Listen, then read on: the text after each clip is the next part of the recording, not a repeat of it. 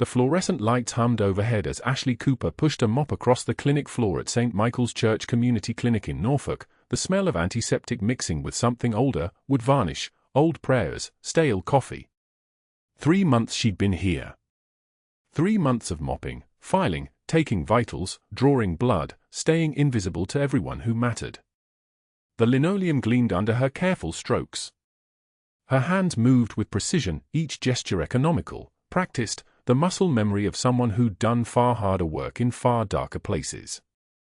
The community clinic occupied the church's east wing, 6 exam rooms, 1 trauma bay that doubled as a storage closet, equipment racks that hadn't been updated since the late 90s.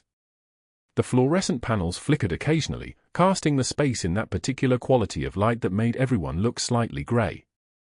Ashley had noticed on her first day that the supply closet was padlocked. Unusual.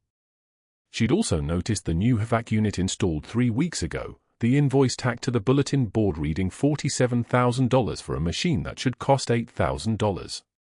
Her eyes had registered it the way trained eyes register things, not with judgment, but with data. That was her actual job. Not the mopping. Not the volunteer nursing shifts that meant she sutured lacerations and started fours for uninsured patients on Wednesday and Friday nights. Her actual job was watching. Waiting. Documenting. The Norfolk-based medical supply theft ring funneling equipment to black market arms dealers had left breadcrumbs, phantom purchases, inflated invoices, equipment that arrived but never appeared in the inventory logs. Military intelligence had placed her here 3 months ago under deep cover, her credentials legitimate, her history clean, her presence so unremarkable that the pastor's administrative staff had stopped noticing her within the first week. Ashley had been trained to notice everything. She noticed when Dr. Vincent Mercer started taking his lunch breaks in his office instead of the fellowship hall. She noticed when delivery trucks arrived after hours. She noticed the new leather chair in his office, the $3,000 watch that appeared on his wrist the same week that a shipment of Level 1 trauma infusers vanished from the supply manifest. The pattern was there, layered and complex, and she was methodical enough to map every thread. What she hadn't expected was that he would call her into his office on a Tuesday at 2:13 p.m. and close the door behind her. The office was cramped, dominated by a metal desk that held stacks of papers, a computer from approximately 2008, and a leather ledger that sat slightly askew. Mercer sat behind the desk, his fingers drumming against it, tap tap tap, a nervous gesture that suggested he was either about to fire someone or commit a crime. Ashley had seen enough of both to recognize the pattern. "Sit," Mercer said. Not a request. His voice carried the kind of authority that came from a man who'd never been questioned, which meant he was either very secure in his power or very stupid. Ashley suspected both. She sat a day. Her posture remained perfect, shoulders back, spine straight, the kind of posture that came from years of standing at attention in sun hot enough to melt asphalt. She'd learned to hide that posture in public, had taught herself to slouch slightly, to round her shoulders, to take up less space. But in a closed office, alone, the training reasserted itself. Mercer leaned back in his chair, studying her with a kind of scrutiny that lasted just long enough to be uncomfortable. His fingers stopped drumming. His eyes moved to the ledger.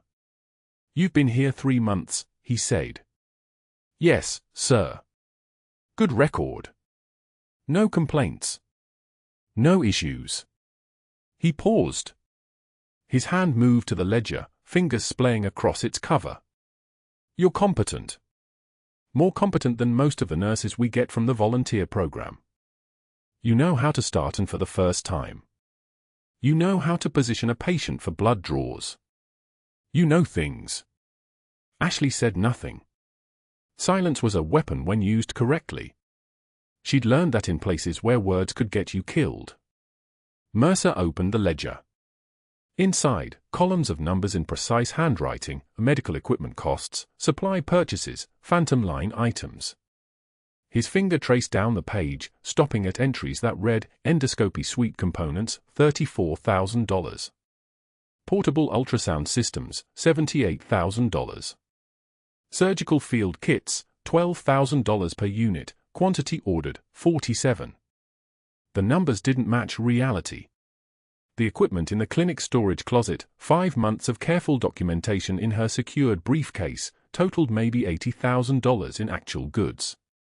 The ledger showed $247,000 in purchases over the same period.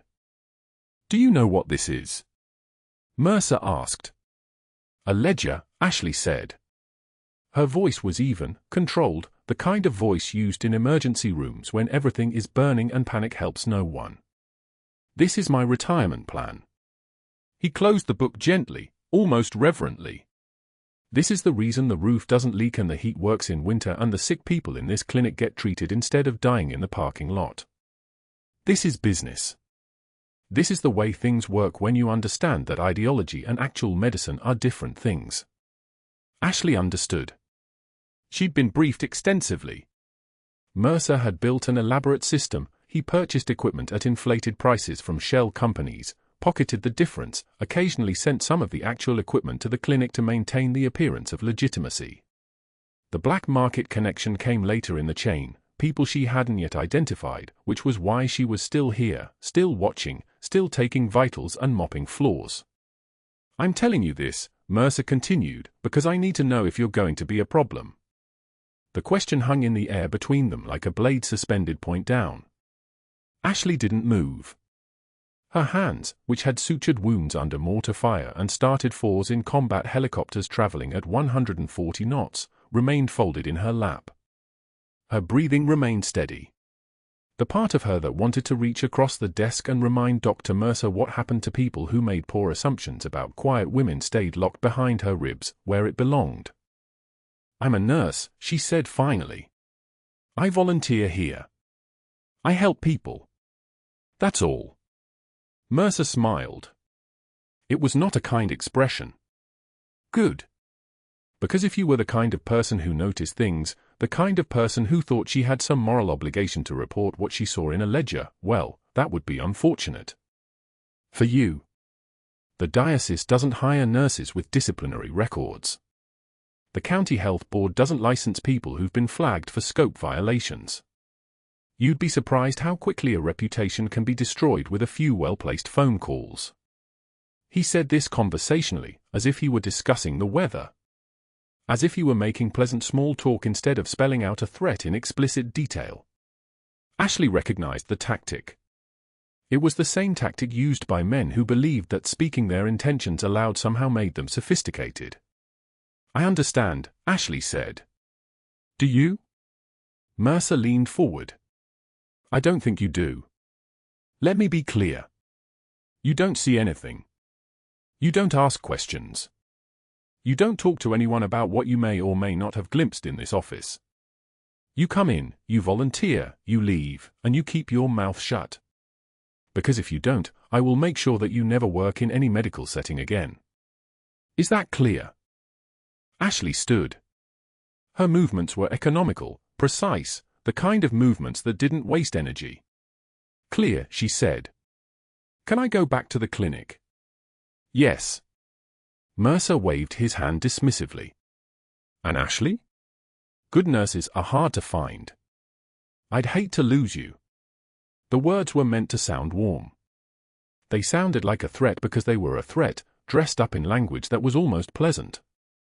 Ashley turned and left the office without responding, closing the door quietly behind her, the kind of quiet that suggested complete control. She returned to the clinic floor, to the exam rooms where patients waited. The ledger stayed in her mind like a photograph, every number catalogued and filed away. She would document everything, would continue her work, would stay invisible until the right moment. That was her training. That was what she'd been sent to do. It wasn't until Wednesday evening, during the volunteer clinic shift, that the past reached up and grabbed her by the throat. The clinic filled at 7:27 p.m. with the usual crowd, uninsured patients, people without access to traditional medical care, the city's invisible population seeking basic health care because the alternative was dying slowly in their apartments. Ashley moved between exam rooms with her rolling cart of supplies, vital signs monitor, portable ultrasound unit. She'd just finished drawing blood from a patient in room 3 when the patient in room 2 pressed his call bell. The man was weathered, scarred, his left arm terminating in a prosthetic hand made of dark carbon fiber. Burns covered the left side of his face, blast burns, thermal burns, the kind that came from vehicles detonated on roads that had names like Route Sword and Route Pluto, places Ashley knew with the specificity of someone who'd worked there. He was perhaps 55 years old, though trauma aged people in ways that calendar years couldn't measure. "Laceration on my palm," he said, holding up his right hand. The wound was clean but deep, a 3-centimeter laceration that would need sutures. Ashley began to clean it, flushing with sterile saline, removing the debris. Her suture technique was muscle memory. She'd learned it from Army combat medics during a deployment where the standard practice involved working under fire with equipment salvaged from helicopter wreckage. Her hands moved with the kind of precision that came from practicing in situations where the alternative to precision was watching someone bleed out while you tried to figure out if your equipment was steady enough. The veteran watched her work. She felt his eyes tracking her hands as she loaded the needle, as she positioned the first stitch at precisely the right angle to minimize scar tissue, as she tied off with the kind of knot that wouldn't slip under stress. After the 4th stitch, he whispered. His voice carried the texture of gravel, worn smooth by years and damage. "Kandahar," he said. "I'd recognize those stitches anywhere.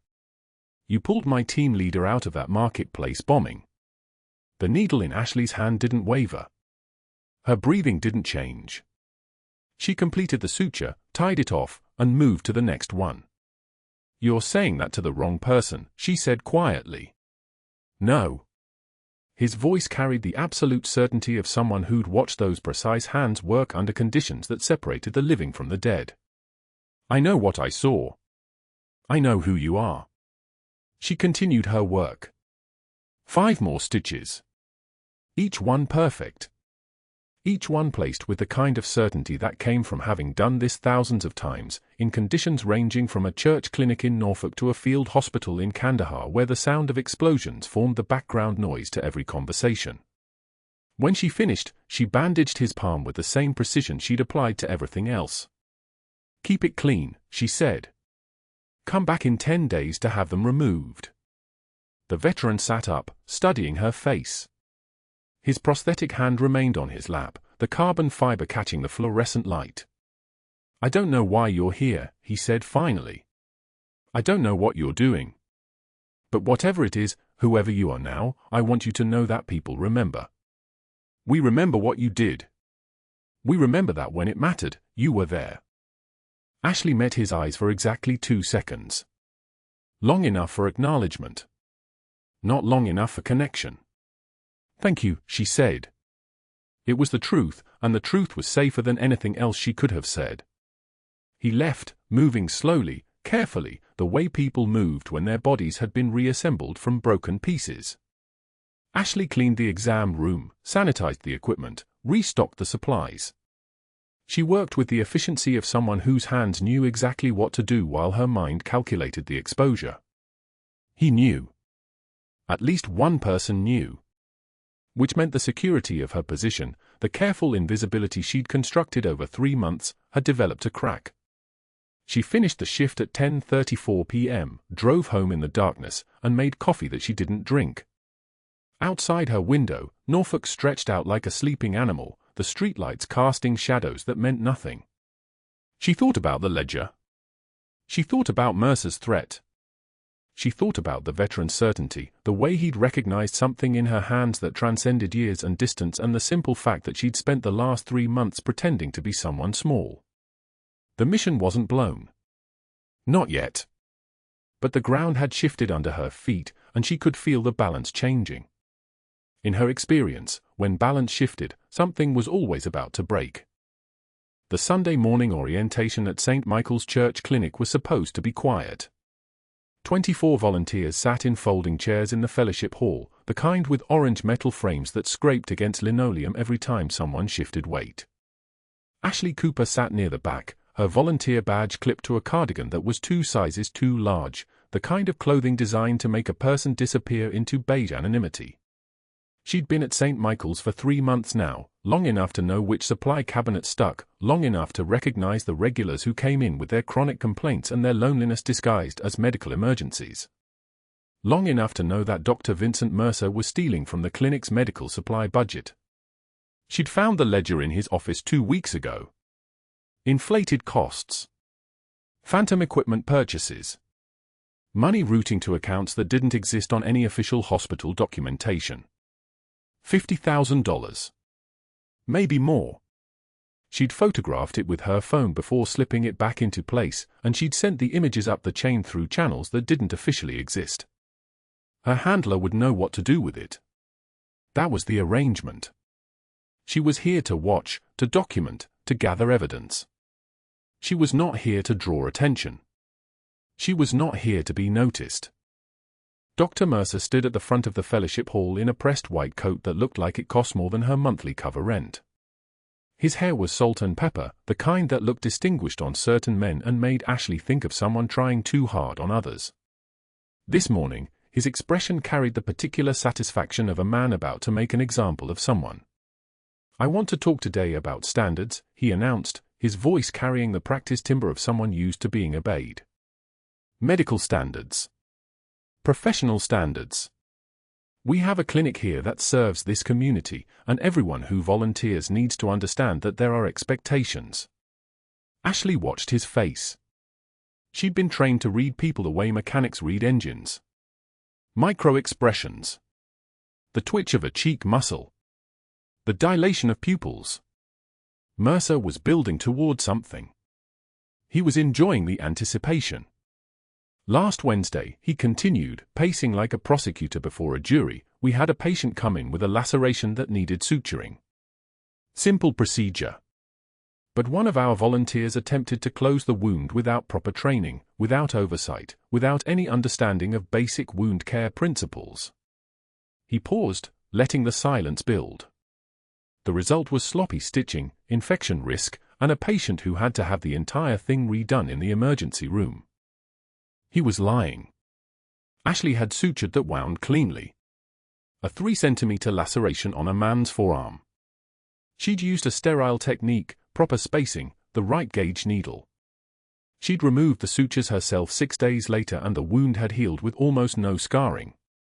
But the lie didn't matter. The accusation mattered. The public nature of it mattered. "I'm talking about Captain Ashley Cooper," Mercer said, pointing directly at her. "Who thinks that YouTube videos and good intentions are a substitute for actual medical education?" The room went still. 24 heads turned. Ashley felt the weight of their attention like pressure changes at altitude. She didn't look away from Mercer's face. She didn't look at the other volunteers. She simply met his eyes and waited. "Ms. Cooper," he said, and the use of her first rank as a diminishment was deliberate, "represents exactly the kind of amateur medical incompetence that gets people hurt. I'm going to need everyone here to understand that if you witness this volunteer performing any procedure beyond basic vital sign measurement, you need to report it immediately." Still nothing from Ashley. No flush. No defensive posture. No trembling in her hands. Just a cold, flat stare that tracked him like a weapon sight following a moving target. She'd received worse than this. She'd received it from men with guns and nothing left to lose. A man in a pressed white coat performing ego theater was not a threat. He was a problem to be solved. 3 days later, she was in the fellowship hall buying crackers from the vending machine. The box was jammed again, wedged at an angle that made retrieval difficult. She was fishing for it with her fingers when Mercer walked in, and the moment he saw her, she felt the shift in the room's temperature. He was looking for an audience, and he'd found one. 2 other volunteers lingered near the coffee station, close enough to hear. "Still trying to figure out basic equipment, I see," he said, his voice loud enough to carry. "Tell me, Captain, have you learned basic first aid yet, or are you still working through which end of the bandage to use?" The other volunteers went very still. The kind of still that meant they were uncomfortable but wouldn't intervene. Mercer was the doctor. Mercer had authority. Authority made people complicit through silence. Ashley extracted the cracker box. She opened it. She took out a sleeve of saltines and turned to face him directly. For a moment, she simply looked at him. Really looked at him. The way someone inspects a mechanism to understand how it works. To find its weak points. A shepherd who fleeces his flock usually ends up with nothing but wolves at his door, she said quietly. The words were measured. Each one placed with precision. You should think about that, Doctor. Then she turned and walked away. Not quickly. Not defensively. Just the smooth, controlled movement of someone who had already decided the conversation was over. Behind her, Mercer's face cycled through surprise to anger to something that looked like fear, and he began sputtering words that nobody would remember. What they would remember was her composure. What they would remember was that she hadn't flinched. But that wasn't the worst part for Dr. Mercer. The worst part came Wednesday evening when the clinic doors opened at 7:30 p.m. and a man was wheeled in on a stretcher, bleeding from a laceration on his shoulder. A homeless veteran named Raymond. He'd been in twice before. He knew Ashley by sight, and when he saw her approach with the suture kit, his eyes brightened with something like relief. "You're the one who fixed my hand last month," he said, his voice slurred from pain and alcohol. "You did good work. Real good." Ashley opened the sterile package. She was reaching for the needle when she felt Mercer's presence before she saw him. He was standing there, watching. Waiting. "I'll handle this," he said. "This patient specifically requested Captain Cooper," one of the clinic nurses said. The nurse's name was Patricia, and she'd been at the clinic for 6 years. She understood wound care. She understood that consistency mattered with trauma patients. "I said I would handle it," Mercer repeated, his voice dropping into something colder. Mercer bent over the laceration. Ashley could see immediately that he was going to make it worse. He was using too much tension on the initial stitch. He was angling the needle at a degree that would create a colloid scar. He was doing exactly what he'd accused her of doing, and nobody was stopping him because he was the doctor and she was the volunteer. She watched his hands work. Her own hands remained still. Patient. The way a sniper stays still for hours waiting for the right moment. The way someone trained in intelligence operations watches a target build his own case. "That's an infection vector," she said quietly. Mercer didn't look up. "I'm the physician here, not you. Second stitch is too deep. You're going through the dermis." He set down his needle. Slowly. Deliberately. He turned to look at her, and the expression on his face was pure malice. "Are you questioning my technique in front of my patient and my staff?" Ashley didn't answer. She just watched him finish the suturing. Watched him do damage that would require correcting. Watched him file away her challenge as another data point in whatever narrative he was building. He was too smart to explode. Too experienced to be reckless. He would document this moment. He would add it to whatever else he was collecting. The veteran's eyes moved between them, reading the current running underneath the words. "You could have done better," Raymond whispered when Mercer stepped away. "I know," Ashley said. That night, her phone didn't ring. Her handler didn't reach out. The mission continued in silence, which meant she was still approved to continue. The evidence was still being built. Mercer's hands were still clean enough that nothing would move unless there was a trigger event. Everything was on schedule. Everything was about to explode. Thursday evening service. The sanctuary at St. Michael's was half full, maybe 70 people scattered across pews worn soft by decades of kneeling. Ashley stood at the back near the clinic supply closet, restocking bandages into her volunteer bag during the final hymn. The organ wheezed through amazing grace like a patient struggling through shallow breaths. She'd been here 3 months now, long enough to know the rhythms, the creaks in the floorboards, the way afternoon light cut through the stained glass in precise geometric wounds. Pastor Mercer was midway through a sermon about redemption and second chances. The irony wasn't lost on her when Colonel James Hewitt clutched his chest. It started quiet. A sharp intake of air.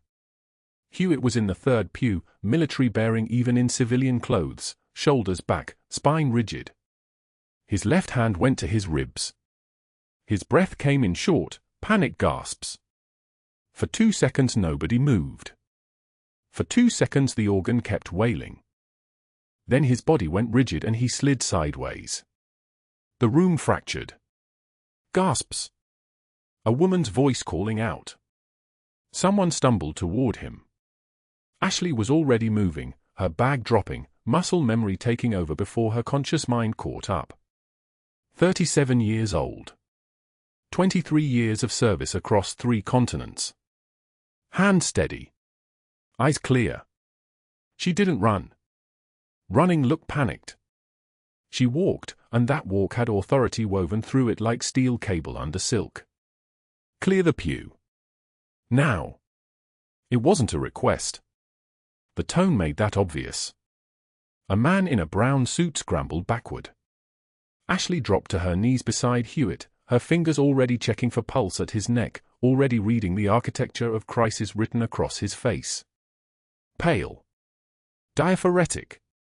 Gasping for air like something was crushing his lungs from the inside. Colonel. Can you hear me? His eyes found hers for a fractional second. Recognition flickered there, not of her face, but of something in her voice, the cadence of command. His right side of his chest heaved with each breath. Unequal breath sounds.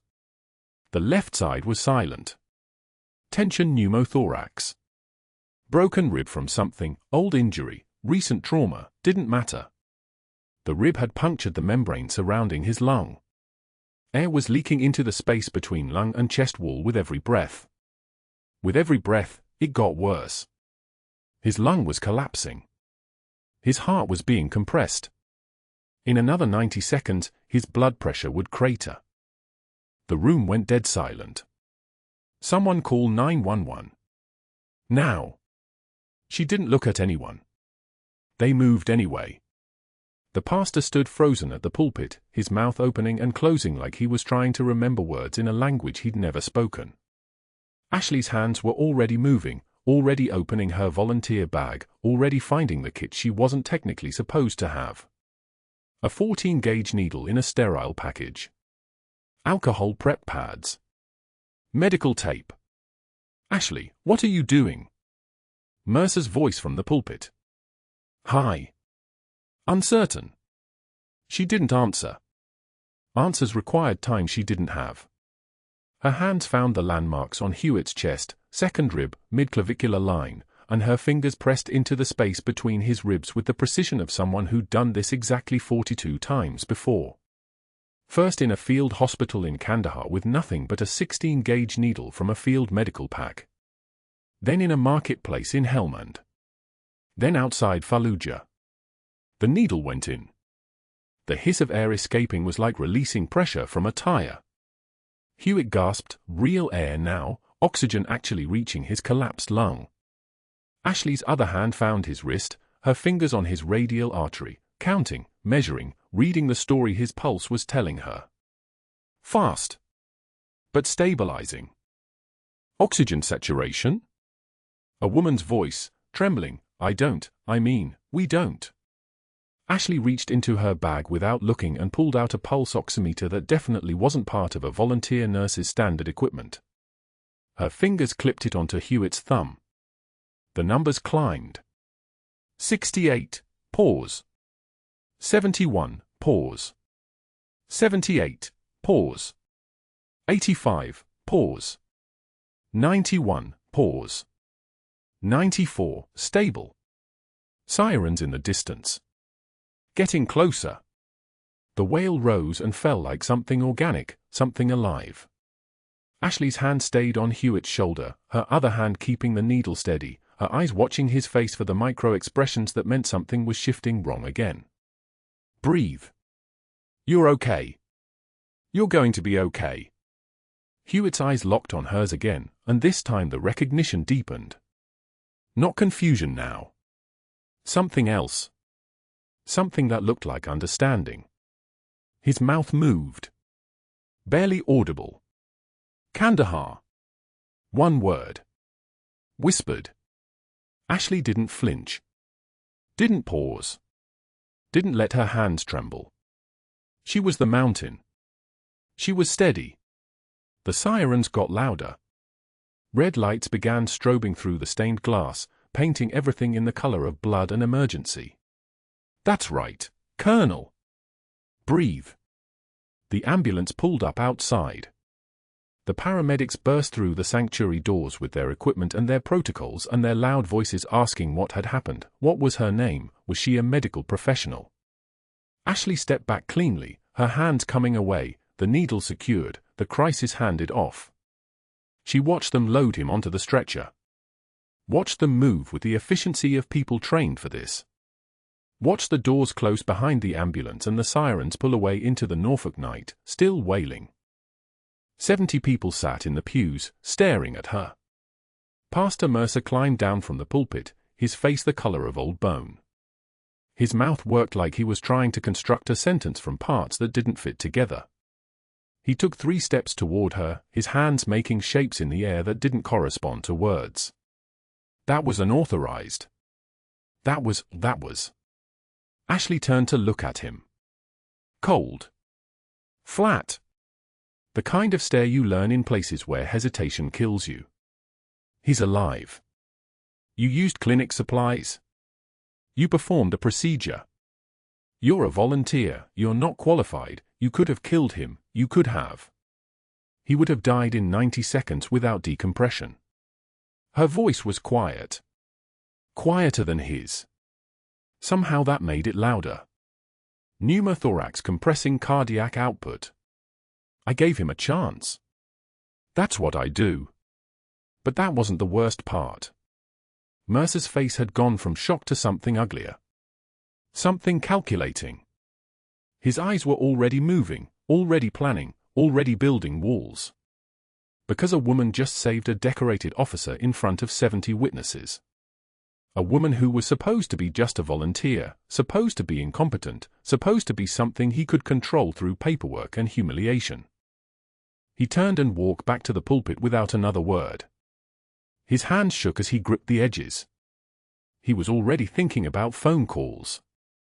Already thinking about complaints. Already thinking about how to bury her before anyone figured out what she actually was.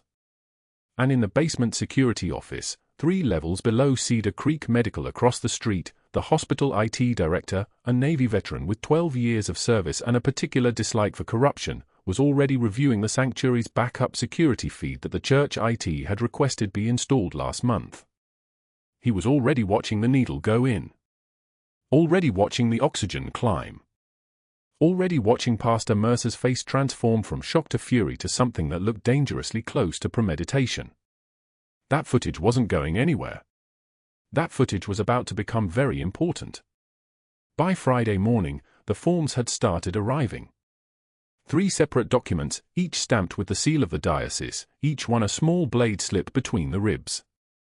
Dr. Mercer had worked through the night, his fingers moving across the keyboard with the precision of someone who understood that paperwork was a weapon.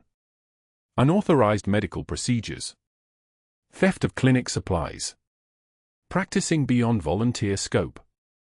The language was surgical, each phrase calculated to damage, each sentence another brick in the wall he was building to bury her. He sees it the County Health Board. He sees it the Virginia Board of Nursing. He sees it a third oversight agency whose name Ashley didn't even recognize until she saw the letterhead on the complaint that arrived in a manila envelope at 2:17 p.m. on Saturday. The paper trail was immaculate. Mercer had documented every moment of her presence at St. Michael's, reframed every act of competence as an act of transgression. The needle decompression became emergency intervention without physician authorization. Her steady hands became evidence of recklessness. The fact that Colonel Hewitt was breathing, walking, alive, that fact didn't appear anywhere in the complaints. What they didn't know was that Ashley had spent 17 years watching bureaucrats weaponize procedure against truth. She recognized the pattern. The escalation was textbook, move from public humiliation to institutional sabotage. Mercer was playing a game he thought he understood. He was wrong. By Sunday morning, the church office called. Not to check on her. Not to ask about her status. To inform her that effective immediately, she was banned from church property. The voice on the phone was professional, distant, the way people sound when they're reading from a script someone else wrote. The grounds. The clinic. The fellowship hall. All of it closed to her. 48 hours. That's all it took for 6 months of infiltration work to evaporate like steam. 6 months of watching Mercer's supply requisitions, 6 months of documenting the phantom equipment purchases, 6 months of building a case that would have taken down an entire network, gone. Blowing her cover meant blowing the mission. There was no retrieval plan for this scenario. No extraction protocol. Just a nurse who wasn't a nurse anymore, standing in her kitchen at 3 p.m. on a Tuesday, still wearing the street clothes she'd changed into that morning because she didn't know if she was allowed to go back to the clinic. Her daughter found her there. Emma was 9 years old, with her mother's dark hair and her father's stubborn chin, and she'd learned by instinct to recognize the sound of her mother's breathing when something was wrong. The kitchen was quiet except for the hum of the refrigerator. Ashley was sitting at the table, her hands flat against the surface, her eyes fixed on nothing. She hadn't cried. Soldiers don't cry. But her eyes burned like someone had lit a match behind them. "Mommy." Emma's voice was small, uncertain. A child's question asking an adult to make sense of something that didn't have sense. "Why aren't you at the church helping people?" Ashley lifted her head. Her daughter was still in her school uniform, still carrying her backpack, still holding the weight of a normal day. The contrast between Emma's ordinariness and Ashley's collapse was so sharp it felt like a physical thing in the room. "I'm taking a break," Ashley said. The words felt like they were coming from someone else's mouth. "Just for a little while." "Are you sick?" "No." "Did you do something bad?" The question landed. Ashley reached across the table and pulled her daughter close, breathing in the smell of her hair, apple shampoo and playground dust and the scent of someone whose biggest worry was a math test on Friday. Emma wrapped her arms around Ashley's neck, not understanding, just offering presence. They stayed like that for 4 minutes. Ashley counted. 4 minutes and 23 seconds before Emma had to get ready for her piano lesson, and Ashley had to figure out how to be a person again. She drove Emma to her lesson at 3:11 p.m. Drove back to the house at 4:22 p.m. Sat in the driveway with the engine off and watched the rain begin to fall, not heavy, just steady, the kind of rain that seemed to have no end point.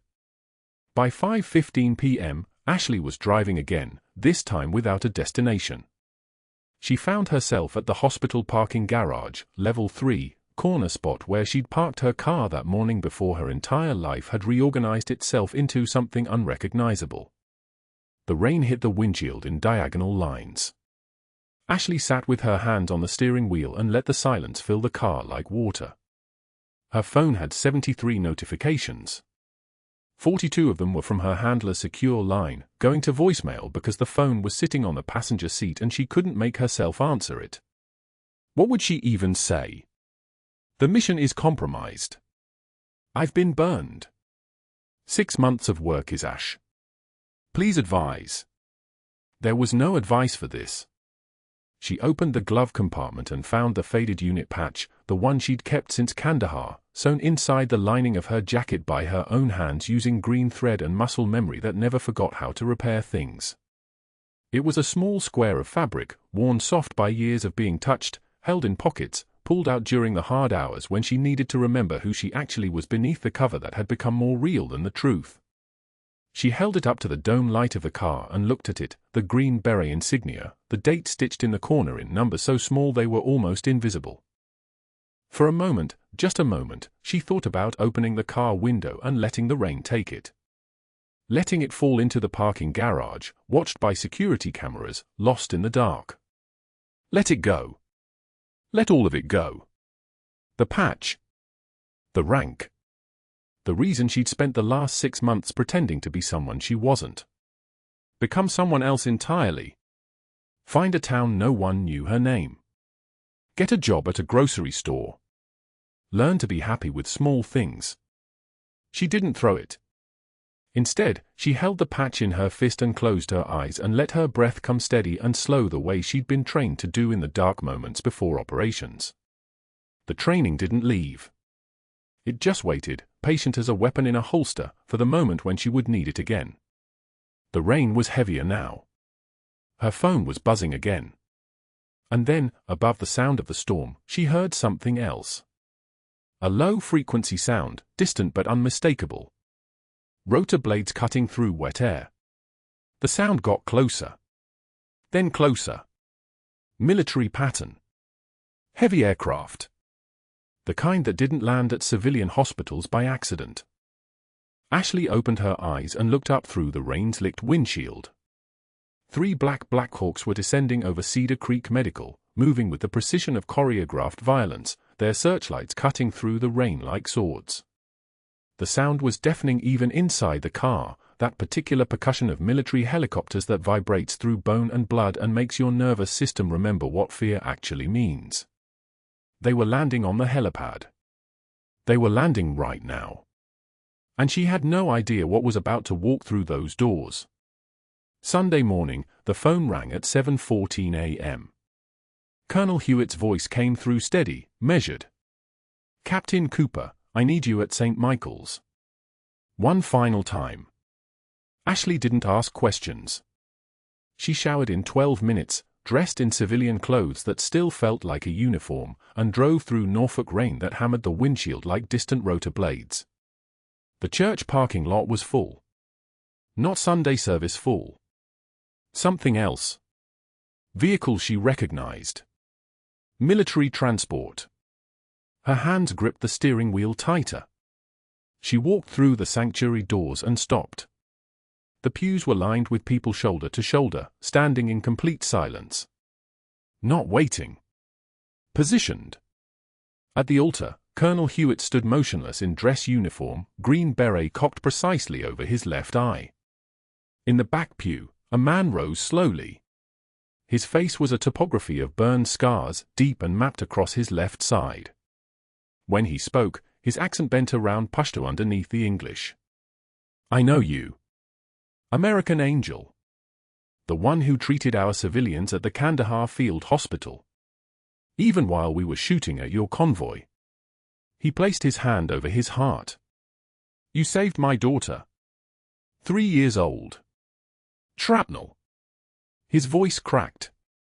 "She walks now because of your hands." Ashley felt the room tilt. Colonel Hewitt opened his jacket.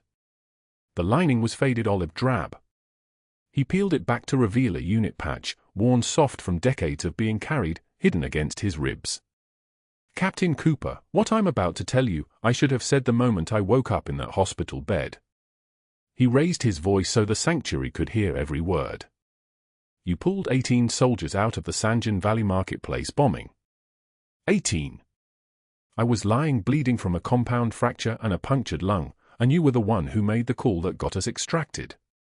His hand moved to his chest, a slow, deliberate gesture. "I made a phone call yesterday. One call.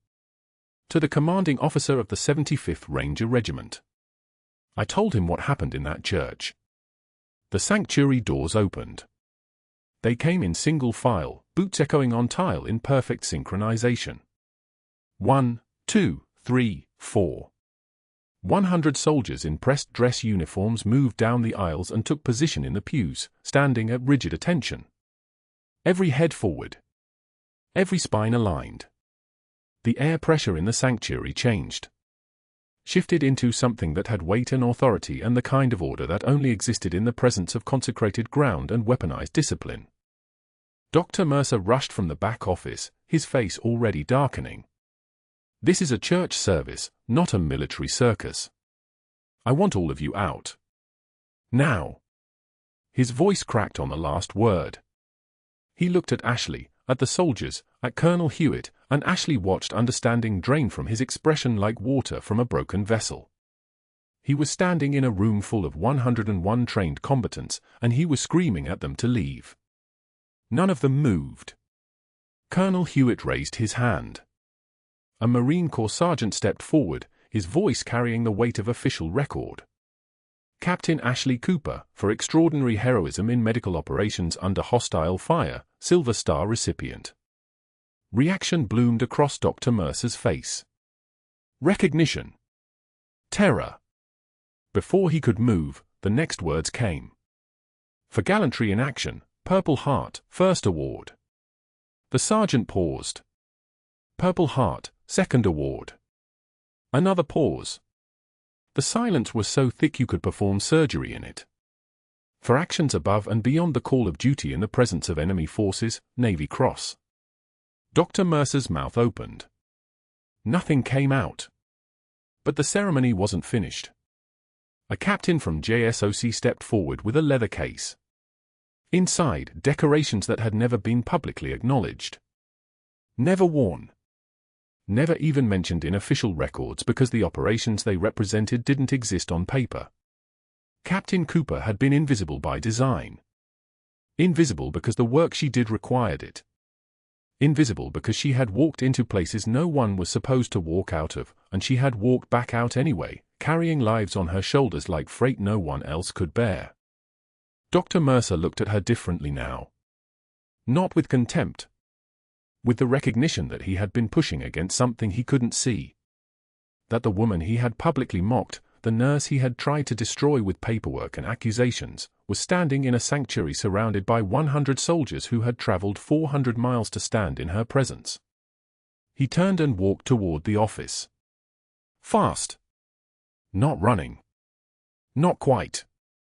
That night, while Dr. Mercer was deleting security footage from the hospital servers, the head of IT security, a Navy veteran named Marcus Holloway who had served 2 tours in Fallujah, was watching every frame on a duplicate system he'd created 6 months earlier. Standard protocol. Always backup. Always document. Holloway had been pushing back on Mercer's requests to delete files for weeks. Unusual requests. Urgent requests. The kind that smelled like fear. He watched Mercer's fingers on the keyboard. Watched the files disappear from the main drive. Then he forwarded every single frame, video of the deletions, audio of Mercer muttering to himself about that goddamn nurse and the damage she could do, directly to the NCIS field office in Norfolk with a subject line that read, Hospital Administrator Obstructing Federal Investigation. The email included timestamps, equipment serial numbers, and a handwritten cover memo with Holloway's clearance number and a single sentence, Sir, this is criminal tampering with evidence. NCIS responded in 31 minutes. 1 week later, Dr. Mercer was teaching CPR certification courses at Tidewater Community College for $13.47 an hour. His name tag read, Steve. The polo shirt he wore had someone else's name embroidered on the pocket. His hand shook when he demonstrated chest compressions. His voice never rose above a whisper. The students didn't know who he was.